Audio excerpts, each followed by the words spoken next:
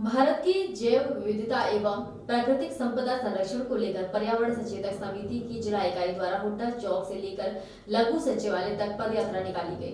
पर्यावरण सचेतक समिति एवं मिशन प्रकृति बचाओ के संयोजक आचार्य रामकुमार बघेल ने बताया कि जल, जंगल और जमीन लगातार नष्ट होते जा रहे हैं, जिसके चलते पेड़ पौधे, जल स्रोत, पशु पक्षी आदि सहित मनुष्य जाति का भी अस्तित्व खतरे में है, जिसको लेकर उनके द्वारा यह पदयात्रा निकाली जा रही है। और उन्होंने अपनी मांगों को लेकर मुख्यमंत्री के नाम पलवल विधायक दीपक मंगला को भी ज्ञापन सौंपा। ज्ञापन के माध्यम से वह सरकार से यह मांग कर रहे हैं कि देश में वन क्षेत्र बढ़ाने के लिए यथासंभव प्रयास किए जाएं। सभी प्रकार की प्रजातियों के पशु पक्षियों का शिकार करना पूर्णतः प्रतिबंधित होना चाहिए। संपूर्ण देश में बड़े वृक्षों को ट्री गार्ड मुक्त किया जाए। वृक्षों को जीवित प्राणी का दर्जा मिले। विकास के प्रोजेक्ट के लिए वृक्षों को बिना काटे दूसरे स्थानों पर प्रत्यारोपण किया जाए। देश प्रदेश के सभी जिलों में पक्षियों के लिए लगभग 50 मंजिला आशियाना व घोंसले के टावर का निर्माण किया जाए। जल, पशु पक्षियों व वृक्षों आदि सहित प्रकृति पर्यावरण को नुकसान पहुंचाने वालों पर सख्त कानूनी कार्रवाई होनी चाहिए। शिक्षण संस्थानों में पर्यावरण संरक्षण विषय का गंभीरता से पठन पाठन किया जाए। सभी शहरों में हरित पट्टी विकसित की जाए।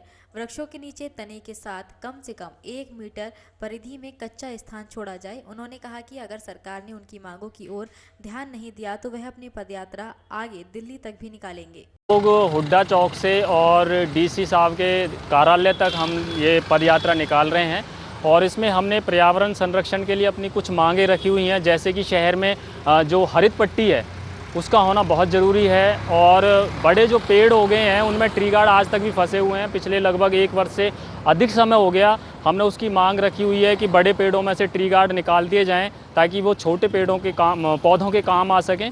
तो एक हमने इसके विषय में मांग रखी हुई है और साथ ही ये भी मांग रखी है कि पूरे देश में वृक्षों का संरक्षण, जीव जंतुओं का संरक्षण किया जाए। पक्षियों के लिए 30 से 50 मंजिला ऐसे आशियाने बनाए जाएं जिनमें पक्षियों का संरक्षण हुए सुरक्षित रह सकें।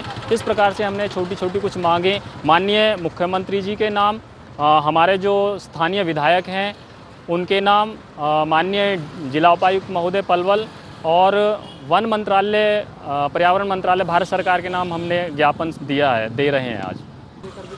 सर इसमें हाँ ये भी हम लोगों ने प्रयास किया है कि किसी भी प्रकार के पशु पक्षियों का शिकार पूरे देश में ही बंद होना चाहिए, किसी भी जीव का वध नहीं होना चाहिए। इसके विषय में भी हमने मांग रखी है ज्ञापन में।